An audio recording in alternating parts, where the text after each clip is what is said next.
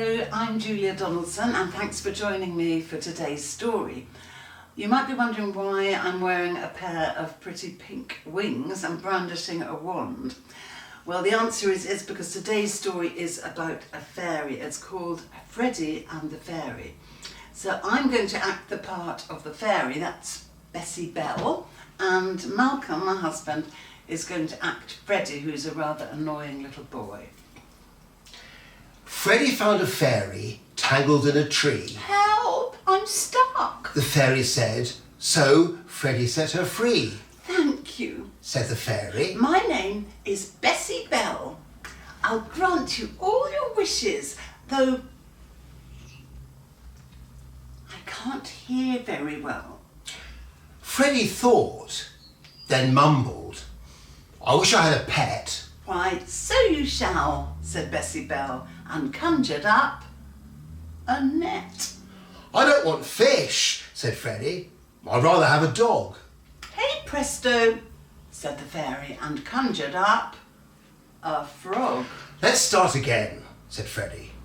I wish I had a cat. That's easy, said the fairy, and conjured up a bat. I don't like bats, said Freddie, but what about a mouse? Lift up that stone, the fairy cried, and Freddie found a louse. This isn't right, said Freddie. Let's think. Perhaps a parrot? I'll do my best, said Bessie-Belle, and conjured up a carrot. Freddie stamped his foot and said, this carrot has no beak. Forgive me, said the fairy, and a tear rolled down her cheek. Just then, from out of nowhere, appeared the fairy queen. She dried the fairy's eyes and said, whatever does this mean? It's Bessie-Belle, said Freddie. She gets things wrong, he grumbled. I'm sorry, said the fairy, but that's because you mumbled. Now, Freddie, said the fairy queen. She sounded kind but stern. Before you wish again, there are 3 rules for you to learn. Rule 1, you mustn't mumble. Rule 2, don't turn away. The fairy needs to see your lips to read the words you say. Rule 3, don't cover up your mouth. She can't see through your hand. Obey these 3 gold rules and then I'm sure she'll understand. So Freddie learned the 3 gold rules, and now he speaks quite clearly. And everything he wishes for comes true, or very nearly. A dog. A cat. A mouse. A bird. What next? A caterpillar. The fairy laughed and conjured up a very large gorilla. I hope you enjoyed that story. As you saw, I took a hearing aid out of this ear. I've actually got hearing aids in both my ears because, like Bessie-Belle in the story, I can't hear very well without them. So that's really why I wrote this story about someone with hearing aids like me.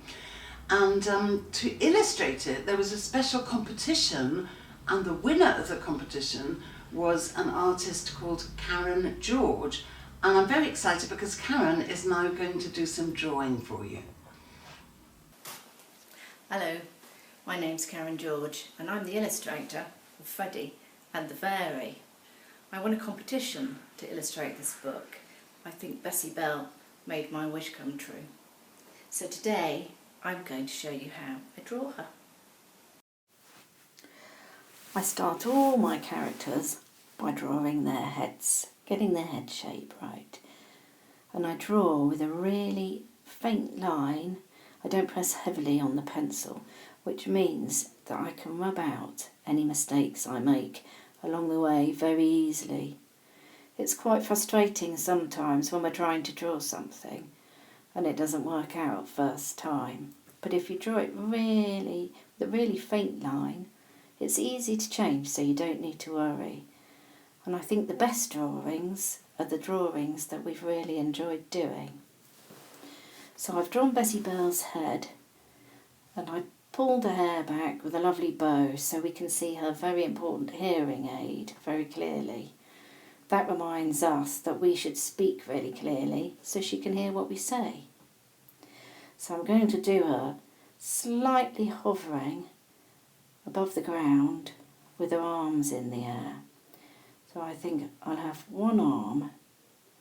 It's going to be giving us a little wave to say hello. And then the other hand is going to be holding a very important magic wand.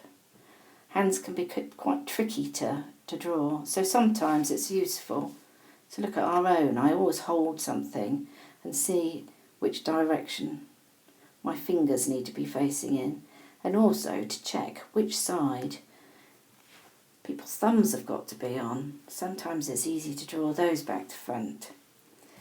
I'm smiling at the moment as well because Bessie-Belle's smiling. I often find myself pulling the same expression as my characters have. So now on Bessie-Belle's dress, she has a lovely bow with a big floppy flowing tails to it, which help to show and give the drawing a little bit of movement. And I'm going to draw her legs, and they don't need to be standing on the ground because she's hovering.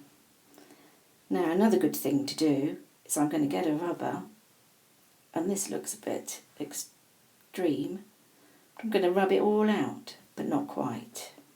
I'm just going to rub the lines out so they're very, very faint now, and then I can start colouring in.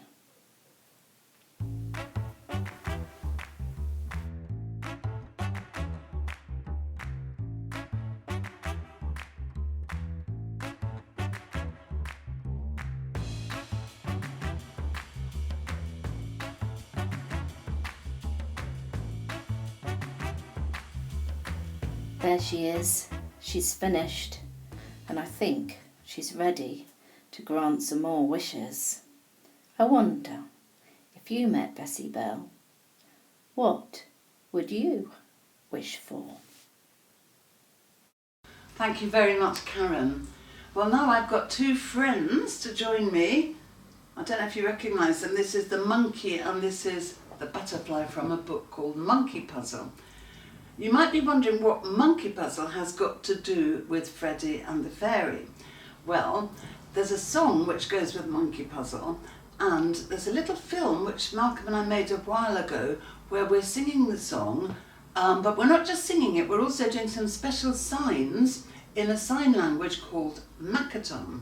So I'm going to show you that film now. I'm just going to take the puppets off a minute. Sorry guys, there you go. Because I'm just going to show you some of the signs that we're going to be doing in the song. So the sign for monkey is like this, just scratch your armpit. Puzzle, you do this.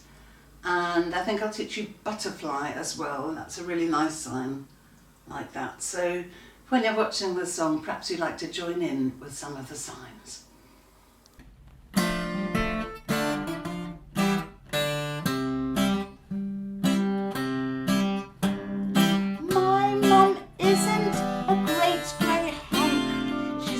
No tusks and she's got no trunk.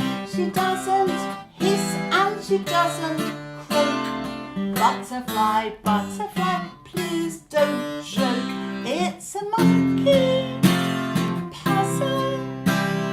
Butterfly, butterfly, can't you see? It's a monkey puzzle. None of these animals looks like me.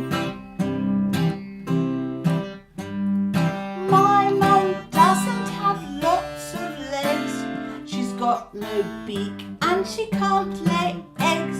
She doesn't flitter about all night. Butterfly, butterfly, get it right. It's a monkey puzzle. Butterfly, butterfly, can't you see? It's a monkey puzzle. None of these animals looks like me. Here comes